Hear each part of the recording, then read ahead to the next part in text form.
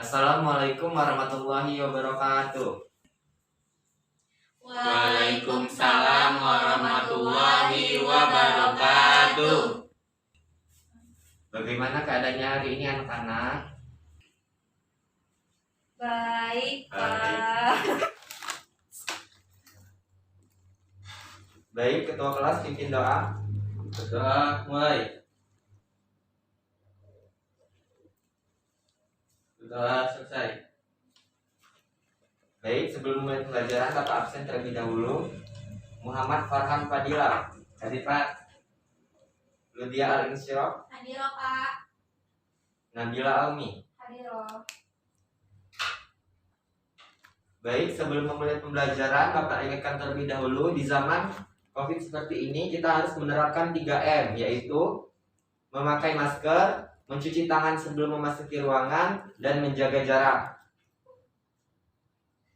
Selanjutnya kita ke bab. Sebelum masuk ke bab,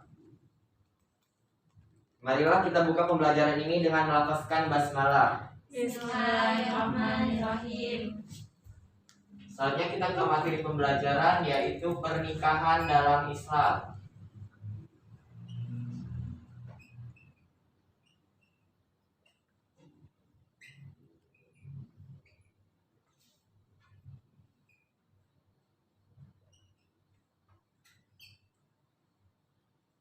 Pada pernikahan ada 5 pokok yang akan kita bahas.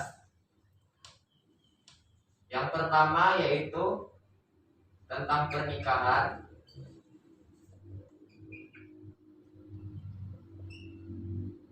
Yang kedua yaitu tentang mahram. Yang ketiga yaitu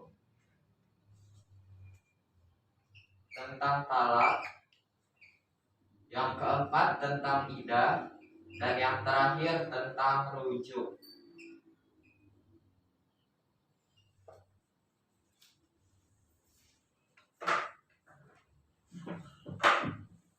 Yang pertama yaitu pernikahan. Pengertian pernikahan.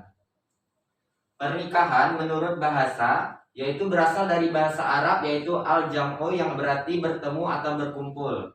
Sedangkan menurut istilah, pengertian pernikahan yaitu suatu ikatan lahir batin antara laki-laki dan perempuan untuk hidup bersama dalam suatu rumah tangga melalui akad yang sesuai dengan hukum dan syariat Islam. Selanjutnya yaitu hukum tentang pernikahan.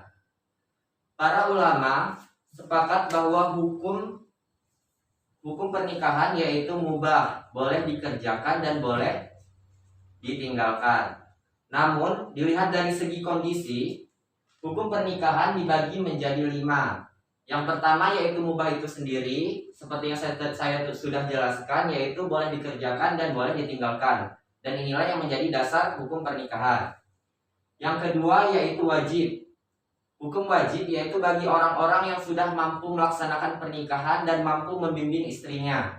Selanjutnya itu yang kedua yaitu makruh, yaitu bagi orang-orang yang ingin melaksanakan pernikahan karena hanya mengejar hawa nafsunya saja.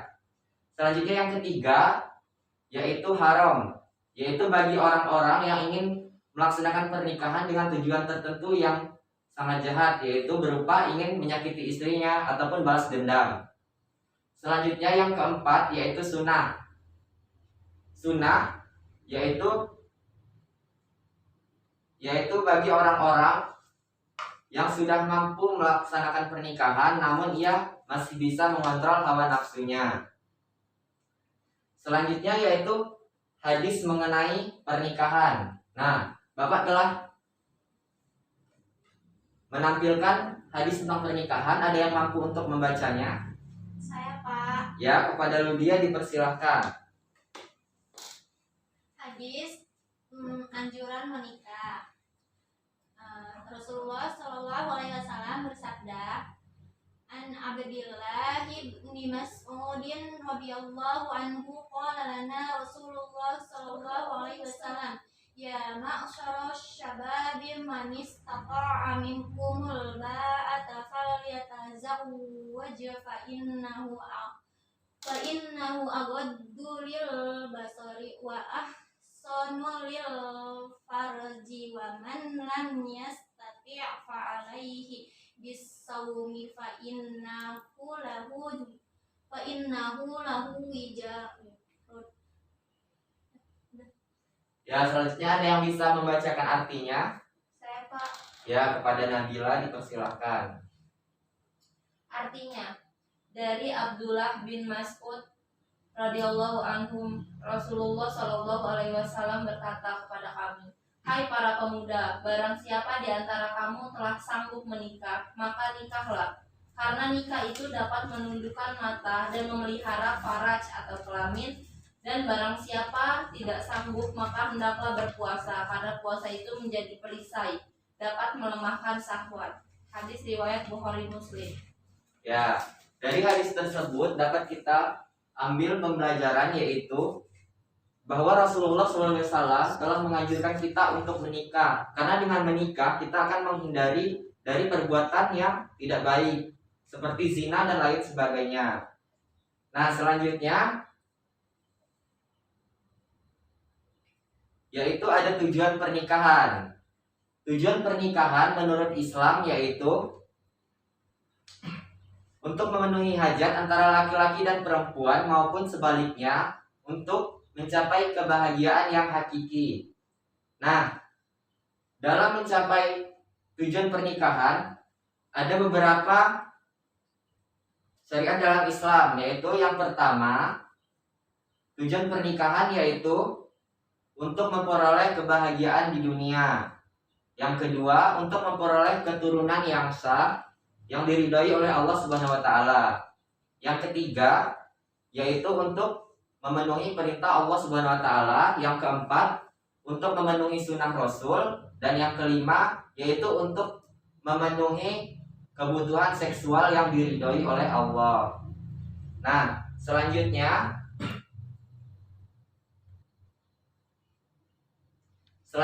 ada rukun nikah dan syarat-syaratnya. Yang pertama, yaitu adanya calon suami dengan syarat-syarat. Yang pertama, beragama Islam. Yang kedua, yaitu atas kehendak sendiri atau tidak terpaksa. Yang keempat, bukan mahram. Dan yang terakhir yaitu tidak sedang dalam umrah haji.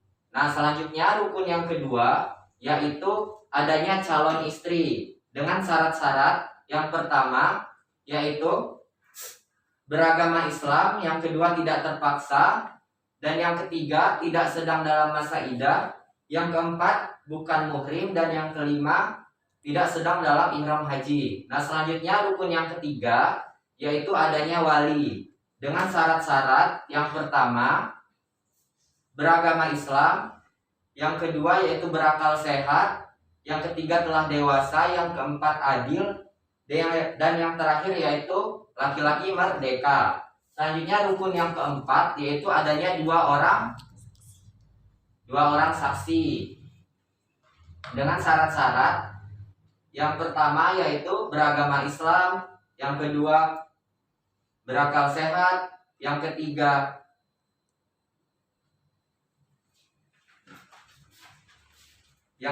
dewasa, yang keempat tidak fasik, dan yang terakhir yaitu hadir pada saat pernikahan. Nah, selanjutnya rukun yang terakhir yaitu adanya ijab dan kabul. Syarat-syaratnya yang pertama yaitu ada kata-kata nikah dan sebagainya, serta berurutan antara ijab dan kabulnya. Nah, contoh ijab dan kabul, Bapak beri contoh ya. Contoh ijab yaitu sang wali berkata, "Saya nikahkan anak perempuan saya yang bernama bla bla bla dengan binti bla bla bla dengan bla bla bla dengan seperangkat alat sholat dan emas 50 gram dibayar tunai."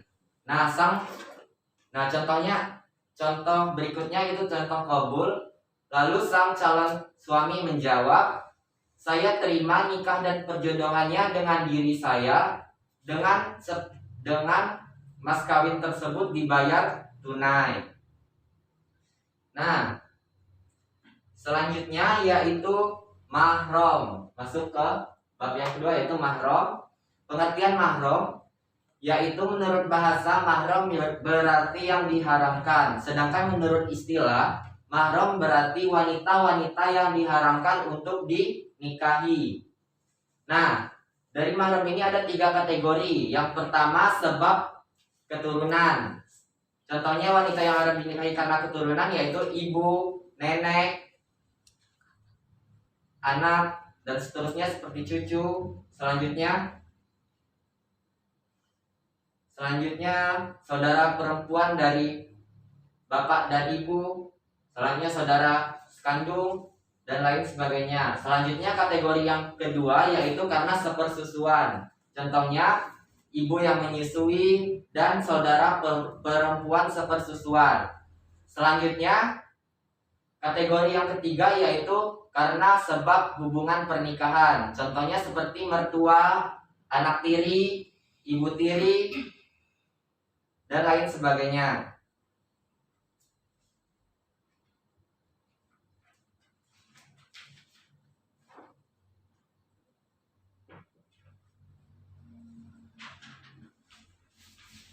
Selanjutnya, kewajiban dan hak suami.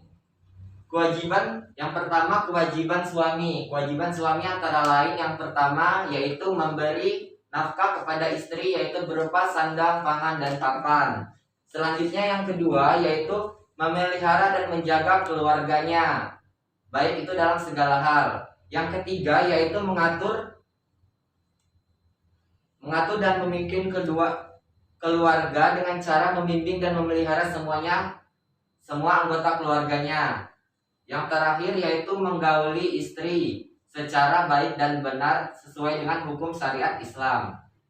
Selanjutnya yang kedua yaitu kewajiban istri. Yang pertama, patuh dan taat terhadap segala perkataan suami sesuai dengan batasan dan ajaran Islam. Yang kedua yaitu memelihara dan menjaga diri dan anak-anaknya. Yang ketiga yaitu mengatur rumah tangga dengan baik dan benar sesuai dengan fungsi ibu rumah tangga. Dan yang terakhir yaitu memelihara dan mendidik anak terutama dalam hal agama. Nah, selanjutnya hak suami. Hak suami yaitu yang pertama ditaati oleh istrinya selagi dalam batas tertentu. Yang kedua yaitu dimintai izin oleh istri yang hendak keluar rumah. Yang ketiga, dimintai izin oleh istri jika dia ingin melaksanakan puasa sunnah. Dan yang terakhir yaitu disyukuri segala kebaikan yang diberikan kepada istri dan anak-anaknya. Nah, selanjutnya hak istri. Hak istri yang pertama mendapatkan mahar dari suaminya, yang kedua mendapatkan perlakuan baik dari suaminya, yang ketiga mendapatkan nafkah berupa tempat tinggal, pakaian, dan tempat makan. Nah, selanjutnya mendapatkan perlakuan adil jika sang suami memiliki istri lebih dari satu. Dan yang terakhir yaitu mendapatkan bimbingan dari sang suami agar selalu taat kepada Allah Subhanahu wa taala. Nah, selanjutnya kita masuk ke bab yang ketiga yaitu talak. Ada yang tahu pengertian talak? Tidak, Pak. Talak artinya yaitu melepaskan diri, yaitu melepaskan ikatan dari pernikahan, dan hukumnya mubah, dan ini sangat dibenci oleh Allah Subhanahu wa taala ya. Nah, rukun talak ini ada 3, yaitu yang pertama yang menjatuhkan talak adalah sang suami dengan syarat yang mempunyai akal sehat dan atas kehendak dia sendiri. Yang kedua yaitu yang ditalak adalah sang istri. Nah, yang ketiga yaitu talak ini dibagi menjadi 2, yaitu talak raj'i dan talak bain, yaitu talak bain sughra dan talak bain kubra. Nah,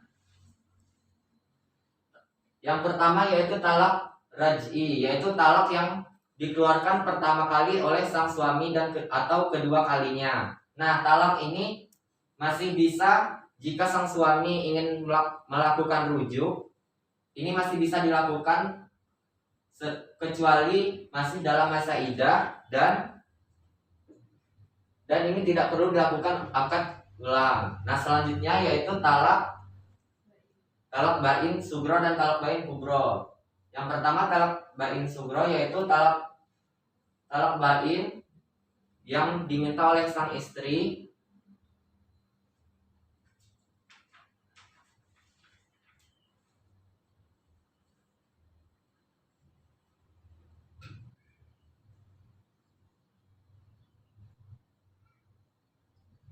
dan atas permintaan istri. Nah, suaminya ini boleh rujuk dengan cara akad nikah kembali. Nah, selanjutnya yaitu talak bain kubro, yaitu talak yang sudah dilakukan oleh sang suami sebanyak 3 kali. Nah, ini tidak boleh dan tidak bisa dilakukan rujuk.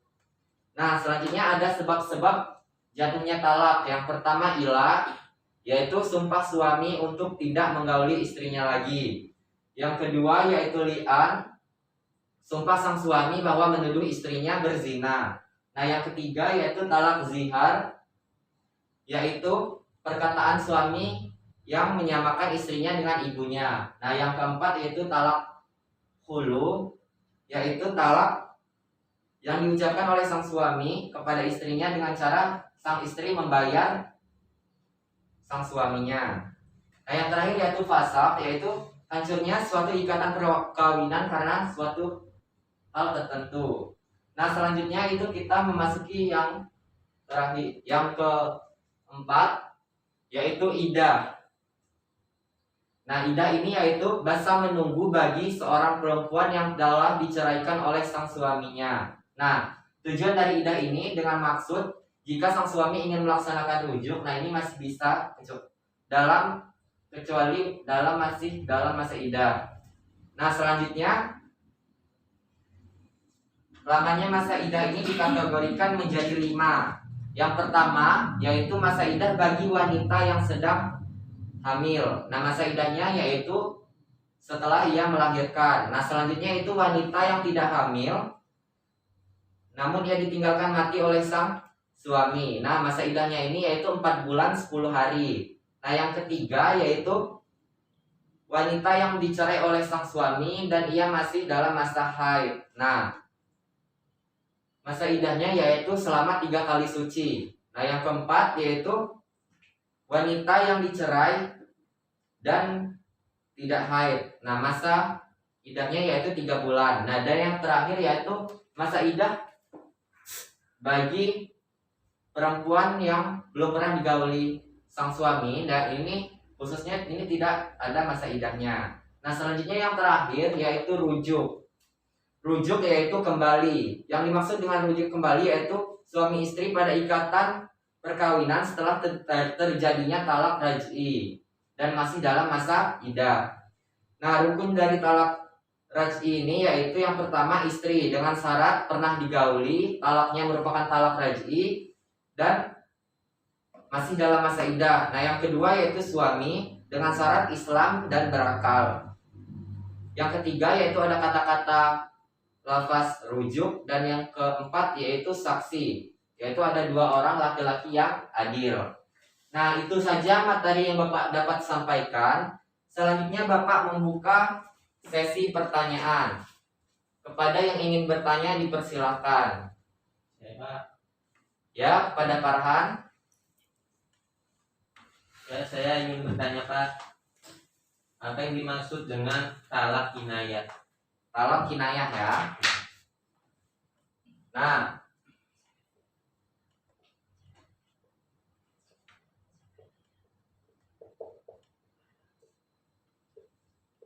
talak kinayah ya. Nah, yang dimaksud dengan talak kinayah ini yaitu sang suami menalaknya dengan cara sindiran. Nah, sindiran yang seperti apa sih? Sindiran itu yaitu dengan sang suami tidak langsung berbicara bahwa saya ingin menalak kamu, tapi melalui sindiran. Contohnya, kamu ini sangat tidak baik, sebaiknya kamu pergi ke rumah ibumu saja. Nah, itu sudah dikategorikan talak kinayah, yaitu melalui sindiran. Sudah mengerti? Mengerti ya? Nah, selanjutnya ada yang ingin bertanya lagi? Ya, pada Nabila Aumi dipersilakan. Saya, Pak. Nggak jadi ya? Oke, Ludia dipersilakan. Izin bertanya, Pak. Ya. Apa yang dimaksud 3 kali kali suci pada penjelasan masa iddah. 3 kali suci ya pada masa iddah bagi perempuan yang sedang haid ya. Ya. Nah, 3 kali suci maksudnya ini yaitu ia sudah melakukan 3 kali suci ini, yaitu contohnya dia haid pertama. Nah, setelah itu dia bersuci kan. Nah, setelahnya itu haid lagi, bersuci lagi, haid lagi, bersuci lagi. Nah, itu yang dimaksud 3 kali suci. Sudah mengerti? Mengerti ya? Nah, selanjutnya Bapak ada pertanyaan. Dan bagi yang bisa menjawab akan mendapatkan nilai plus. Pertanyaan yang pertama, siap-siap ya. Rebutan. Pertanyaan yang pertama, tolong sebutkan hukum-hukum nikah dalam Islam. Ada yang bisa menjawab? Saya, Pak, Ya, Nabila Aumi. hukum nikah itu ada 5. Ya, Sunnah, wajib, mubah, makruh, dan haram. ya, kasih tepuk tangan. Waktunya kelas ya. Selanjutnya pertanyaan yang kedua, yaitu tolong sebutkan rukun-rukun nikah.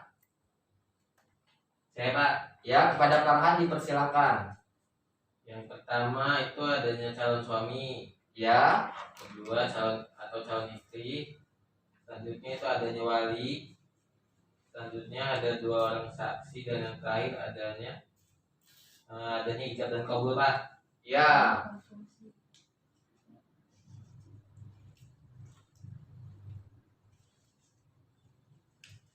Nah, selanjutnya pertanyaan terakhir. Yang bisa menjawab akan mendapatkan buku. Ada yang tahu pengertian mahram? Tidak tahu ya? Saya, Pak, Ya, mahram itu wanita yang tidak boleh dinikahi. ya, wanita yang tidak boleh dinikahi atau haram untuk dinikahi. Kasih tepuk tangan. Nah, dia. Nah, selanjutnya Bapak akan memberikan soal-soal yang akan kalian kerjakan di rumah terkait materi yang telah Bapak sampaikan. Dikumpul pada minggu depan. Dikerjakan ya, jangan sampai lupa. Ya, Pak. Makasih. Nah, sekian materi yang dapat Bapak sampaikan. Semoga dari pembelajaran ini kita bisa mengambil hikmahnya, yaitu pernikahan ini sangatlah dianjurkan dalam agama kita.